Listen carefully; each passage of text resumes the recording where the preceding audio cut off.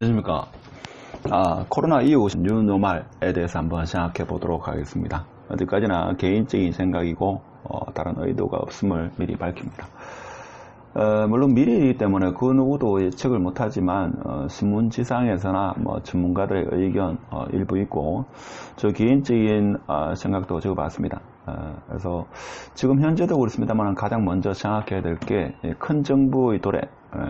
지금 현재 대한민국 정부도 그렇고 작은 정부를 개방했습니다만은 보건안전 위기로 인해 가지고 지금 정부만이 이 코로나 사태를 해결할 수 있다 가지고 정부가 엄청난 재정적 양적 완화를 하고 있죠. 그래서 향후에도 이 큰 정부의 시대는 이제 서막이 되지 않겠나 싶습니다. 그리고 지금 글로벌에서도 보면 코로나 치료제나 이 백신 같은 경우에도 일개 제약회사가 이것을 하기에는 너무 많은 자본, 돈이 들기 때문에 정부 차원에서 백신이나 치료제를 이렇게 개발하는 연구도 상당히 진행되고 있고, 그래서 뭡니까? 국민 1인당 재정 정책 긴급 코로나 자금을 한국뿐만 아니라 일본, 미국, 기타 국가에서도 많이 하는 걸로 봐서는 앞으로 큰 정부 역할이 더 커지는 그런 시대가 오지 않겠나 이런 생각을 해봅니다. 그 다음에 또 생각해야 될 게 온라인 시장이 확대입니다. 저도 최근 한 2, 3개월 동안 마트에 거의 가지 않고 집에서 이렇게 온라인 주문을 통해 가지고 식품, 의료 같은 것을 해결했죠. 그래서 아마존 같은 경우는 인력을 많이 충원하고 쿠팡 같은 경우도 비정규직이긴 합니다만은 사람을 많이 고용했습니다. 매출도 많이 신장되었고, 그래서 향후 코로나 이 사태가 어느 정도 진정이 된다 하더라도 온라인 시장은 더 확대될 거라 이렇게 생각합니다. 그렇기 때문에 산업 환경 같은 경우도 클라우드 환경, 클라우드 산업이 더 활성화되지 않나 이런 생각을 해봅니다. 그 다음에 또 재택근무, 이제 재택근무가 어느 정도 좀 익숙해지는 학생들 같은 경우도 뭡니까? 이제 아침에 일어나서 초등학생 같은 경우에도 이제 수업 듣는 게 조금 더 익숙해지는 이런 환경. 그래서 향후에도 이런 재택근무가 좀 더 보편화되지 않겠는가 이런 생각을 해봅니다. 그리고 지금 코로나 사태를 해결하기 위해서 각 국가마다 빗장을 겁니다. 흔히 말하는 탈세계화, 글로벌 공급망이 제가 볼 때는 붕괴 또는 변화가 되지 않겠는가. 지금 어떻게 보면 중국 같은 경우에 조금 공장이 가동되고 있습니다만은 그래도 상당수 중국의 공장도 문을 닫는 그런 형태이기 때문에 내수 시장을 좀 키우려는 그런 경향도 없지 않아 나타나지 않겠나 이런 생각이 들고, 글로벌에서 판도도 좀 바뀌겠죠. 바뀌는 추세가 되지 않겠나. 물론 구체적으로 어떻게 된다 하는 것은 지나봐야 하는 거고, 저도 어떻게 예측하기는 사실 지식이 많이 짧은 그런 상황입니다. 산업의 변화도 제가 볼 때는 상당히 이루어지지 않겠나 생각이 듭니다. 그래서 지금 건강, 바이오 산업의 성장이 제가 볼 때는 좀 두드러진 현상이 되지 않겠나 이런 생각을 해봅니다. 그렇죠. 그리고 이런 산업이 성장하기 위해서는 이 빅데이터를 모아가지고 여기에서 인공지능을 이용한 어떤 적용 분야도 건강 바이오 산업의 성장을 더 가속화시키지 않겠나 이런 생각이 듭니다. 그리고 빅데이터를 처리하기 위해서는 그것을 일단 저장, 분류를 해야 되기 때문에 클라우드 환경의 산업도 상당히 커지지 않겠나 이런 생각을 합니다.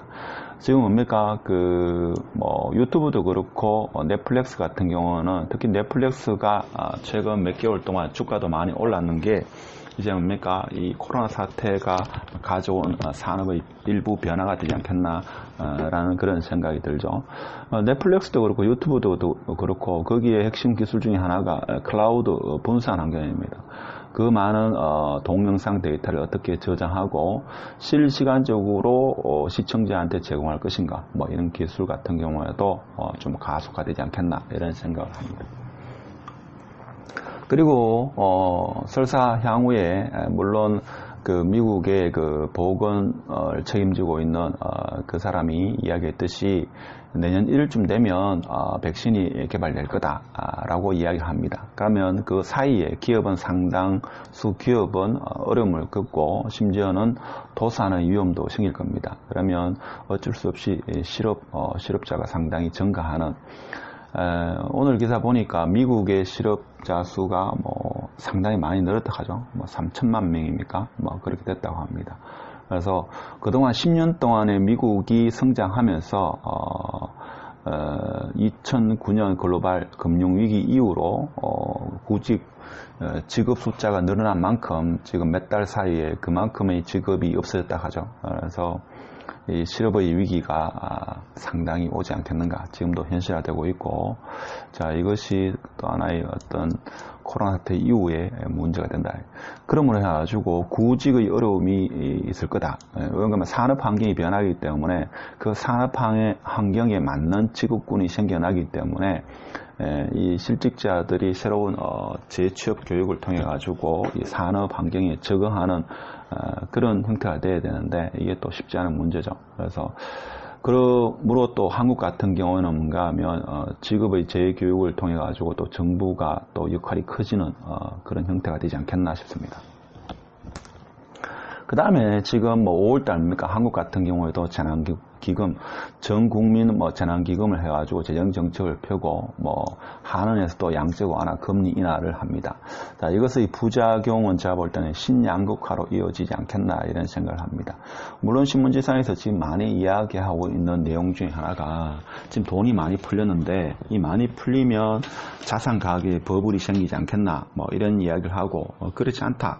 통화성수 측면에서 봤을 때는 지금 돈이 돌지 않는다. 정부가 아무리 재정정책 하는 이 양적 완화를 통해 가지고 시중에 돈을 푼다 한들 이 돈이 돌지를 않는다 이거죠. 즉 통화성수는 낮아진다 이런 이야기를 합니다. 그래서 돈은 돌지 않은 만큼의 돈을 지금 정부에서 이렇게 풀지 못하는 그런 상황이다. 그래서 자산 버블은 생기지 않고 오히려 디플레이션이 더 현실화될 거다 이런 이야기를 합니다. 어떤 환경이든 간에 양극화는 지금보다도 더 심화되지 않겠는가 이런 생각을 해봅니다. 그 다음에 문화의 변화입니다. 문화나 사회적인 현상의 변화인데 예를 들면 대중 집회라든지 아니면 우리 흔히 봐서 뭐 스포츠 경기라든지 대중문화 어떤 콘서트라든지 이런 것이 제가 볼 때는 상당한 변화를 가져오지 않겠나 이런 생각을 합니다. 또한 모임의 변화, 뭐 이렇게 사람들이 모임을 이렇게 갖고 사람들이 만남의 어떤 그런 패턴이 제가 볼 때는 좀 변화가 있지 않겠나 생각이 듭니다. 물론 지금 한국 같은 경우에 전 세계에서 집중하는 이유 중 하나가 지금 코로나가 신규 환자 수가 0명이다 이런 이야기를 합니다. 제가 오전에도 지인과 통화를 했는데 지인의 말로는 이 코로나를 검사하는 기준이 어떤 변화가 있을 수도 있다. 그래서 예전 불과 한 2주 전 하더라도 자기가 감기가 있으면 코로나를 먼저 떠올리는데 이제는 뭔가 하면 감기를 먼저 생각하는 이런 경향이 있다 그죠. 그리고 보통 중소규모의 병원 앞에 있는 그 임시 설치소 있죠. 그러니까 열이 있는 사람이 병원 안으로 못 들어오고 병원 밖에서 일단은 간단한 검사를 통해 가지고 코로나의 가능성을 대비하는 그런 천막과 같은 그런 것도 지금 철거된 그런 상황이라 합니다. 그래서 그렇지만 이제 그 정상 없는 그런 사람이 보균자 형태로 돼 가지고 전파될 위험도 아직 우리가 배제를 못하고 있죠. 조금 전에 기사를 보니까 이런 기사도 있습니다. 지금 남미 쪽에 지금 코로나 환자 수가 증가 추세에 있어 가지고 올 가을에도 제2차 유행에 대비해야 된다. 그래서 상당히 큰 지면을 할애해 가지고 2차 코로나 팬데믹에 대해서 지금 신문에 상당한 보도를 하고 있습니다. 그래서 이 코로나 이후 사태에서 완전히 이게 있죠. 백신이 나오고 전 세계에서 코로나가 없어지면 또 상황은 바뀌겠지만 지금 뭐 그렇다 하더라도 일부 지금 한 10개 정도 제가 생각을 해봤는데 중에서 일정 부분은 좀 이어지지 않겠는가, 이러한 상황이 되지 않겠는가 이런 생각을 해봅니다. 그리고 또 하나는 뭔가 이제 각자 도생이다, 그죠? 특히 국가 간에도 제가 볼 때는 어느 한 국가가 완전하게 있죠. 이런 코로나에 영향을 받지 않는 국가가 없을 정도이기 때문에 각자 도생, 개인도 마찬가지죠. 개인은 어떻게 보면 국가가 좀 책임져 주길 원하는데, 국가 같은 경우도 뭡니까? 지금 어쩔 수 없이 사실 뭐 국가에서 긴급 자금을 풀고 이렇게 한다 하더라도 그에 대해서 이의를 제기할 수 없는 게 미래의 빚으로 부담이 되지만 당장에 지금 생존에 문제가 있기 때문에 그 누구도 뭡니까? 이의를 제기를 못하죠.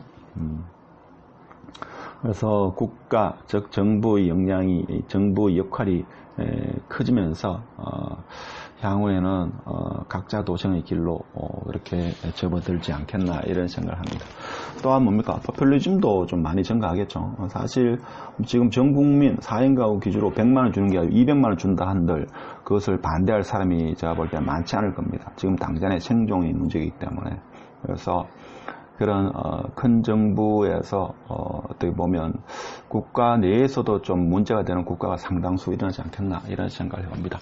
하여튼 코로나 사태 이후 어떠한 세상이 펼쳐질지 한번 신문에 있는 내용과 더불어 저 개인적인 생각을 한번 촬영해 보는 시간을 가졌습니다. 하여튼 영상 끝까지 시청해서 감사드립니다. 마치겠습니다.